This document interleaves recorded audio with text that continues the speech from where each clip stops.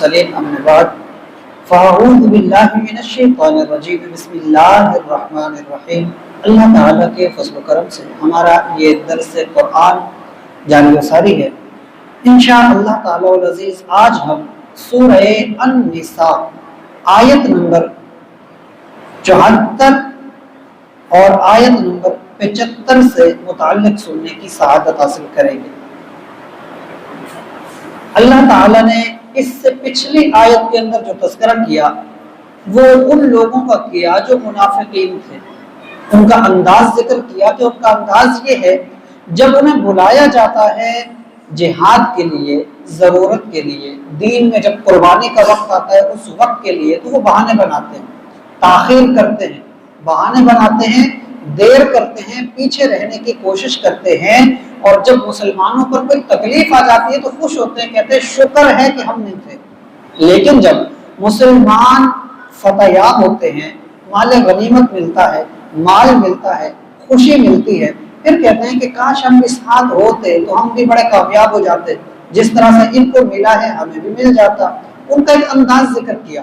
اس کے آگے اللہ تعالیٰ نے یہاں ارشاد فرمایا کہ فَلْيُقَاتِلْ فِي سَبِيلِ اللَّهِ، چاہیے کہ جہاد کریں، چاہیے کہ لڑائی کریں، چاہیے کہ قتال کریں اللہ کی راہ میں، الذین، وہ لوگ، ان لوگوں کو چاہیے کہ جہاد کریں، یشرون الحیات الدنیا بالآخرہ، جنہوں نے اپنی دنیا کی زندگی کے بدلے میں آخرت خریدی ہے، جنہوں نے آخرت کے بدلے اپنی دنیا کی زندگی دے دی، آخرت کی زندگی لی ہے، دنیا کی زندگی بیچ دی ہے۔ مراد اس سے ایمان والے۔ اس سے کیا مطلب ہے؟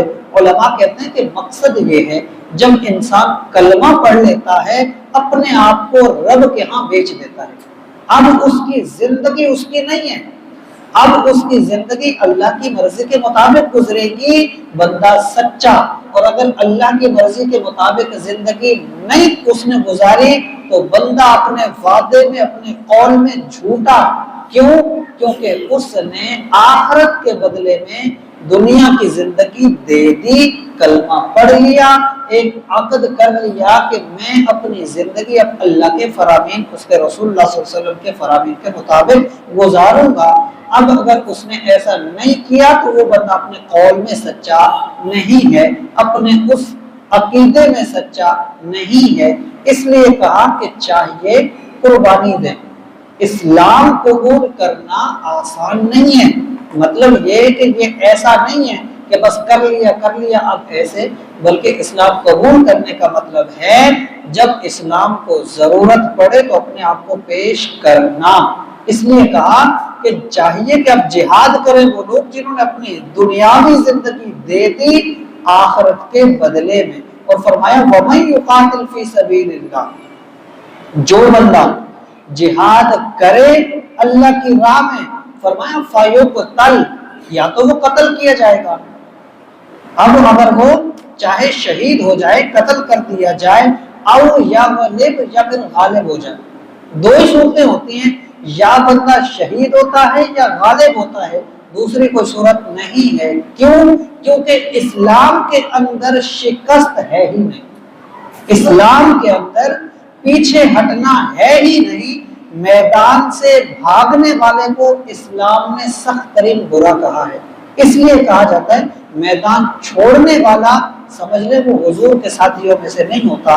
اس لیے کہا، اب اس میں تین صورتیں بیان نہیں کی کہ یا تو میدان میں قتل کر دیا جائے گا، یا فتح یاب ہوگا، یا شکست خوردہ ہوگا، تین باتیں نہیں کی، دو باتیں کی، یا قتل کیا جائے گا یا غالب آئے گا، کیونکہ مسلمان شکست قبول نہیں کرتا، مسلمان کبھی ہارتا نہیں ہے، اور اسلام نے دونوں صورتوں کے اندر کامیابی رکھی ہے۔